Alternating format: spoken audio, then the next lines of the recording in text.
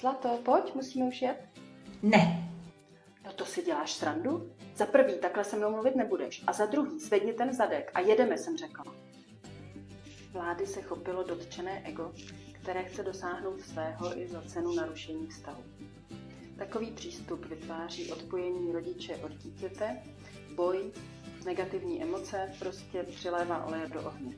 Zejména tehdy, když po odeznění emocí nejsme schopni svoje jednání reflektovat, omluvit se, s dítětem to zpracovat a příště to zkusit neopakovat.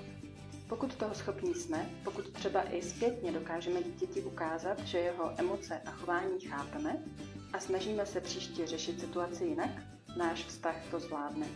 A pokud to chceme dělat jinak, pak můžeme třeba takhle. Zlato, pojď, musíme už jet. Ne. Aha, tebe asi teď hodně baví to, co děláš a nejsi ještě připravená dělat něco jiného. Jo, hraju si teď s dinosaurama. Jasný. Nechceš vzít ty dinosaury sebou? Můžeme je vzít sebou do auta, můžou koukat z okna, společně můžeme hrát tu hru na hledání věcí. Jo, ale nejdřív si chci dohrát. Dobrá, no, tak 5 minut ještě můžu počkat. A pak budeme v autě hrát tu hru? Tak jo.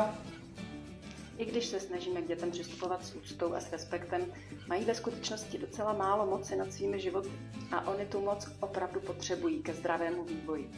Zkusme hledat chvíle, kdy je možné nechat je tu moc zažít. A zkusme nikdy nezapomínat, že děti jsou taky lidi, ale nejsou to malí dospělí. Jejich mozek se teprve vyvíjí a je naprosto normální a dokonce zdravé, že jsou děti do určitého věku sebestředné.